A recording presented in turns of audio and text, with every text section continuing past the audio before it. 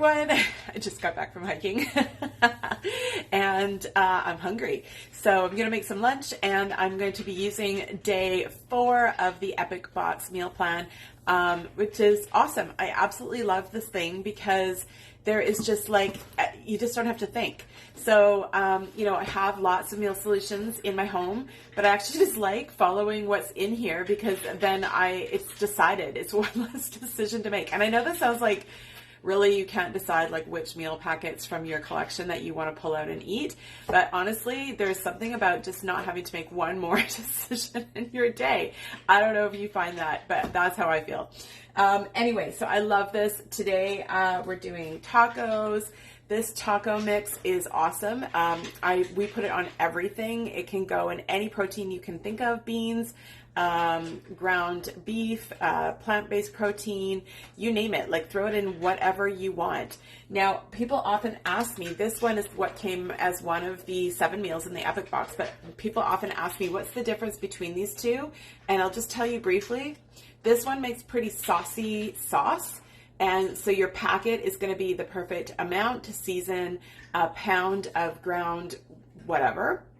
And this one is more going to be a dry sauce, and you're going to, add it to taste or whatever you want to do to season up whatever you're making with this one. These can also be added, both of them, to things like sour cream if you're doing like a 7-layer dip.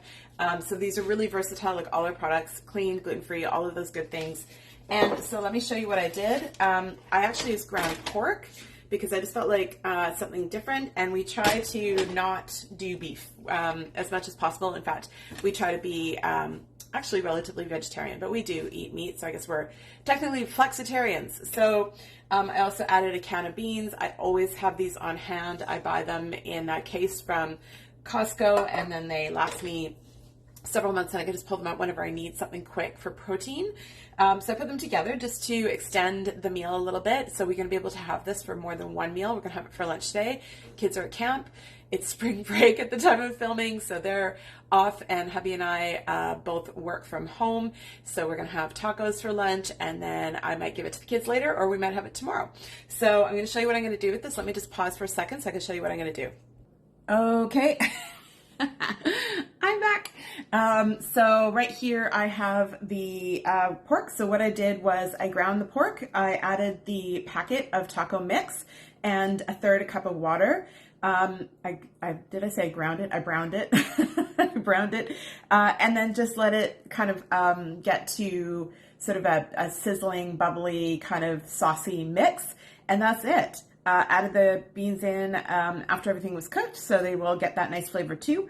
And in our beautiful wok, as I've talked about a million times. And then what I'm going to do is I took our round steamer here, and it's still nice and hot. We got these amazing taco shells, which are handmade from this place in Vancouver. And so I'm going to take 2 of those, and I'm going to put them down on a plate like this. And then I'm just going to simply, this is like such an easy meal. So it took me like, I don't know, 7-8 minutes to do the pork. And then the round steamer is the perfect thing because, with corn tortillas, if you don't eat wheat flour tortillas, you'll know that corn tortillas need to be steamed or warmed up to give them the softness. So what I do is I put them in the round steamer for about 30 to 45 seconds in the microwave, depending on how many you've got in there. And you can see they just steam up, that moisture still in there a little bit.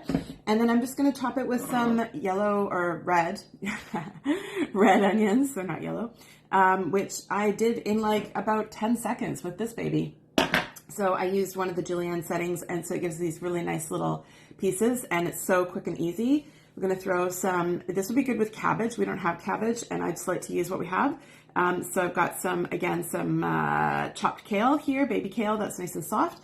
And then we're going to do a little bit of feta as well, just because I thought that would go nicely together, but you could use whatever you want. So you could do like a traditional, more like a, what do you call it? traditional style with, you know, your lettuce and your, I'm talking to no one. There we go. With your lettuce and cheese and tomatoes. But this is how we're going to do them today. So I hope you enjoy seeing that, get a little inspiration.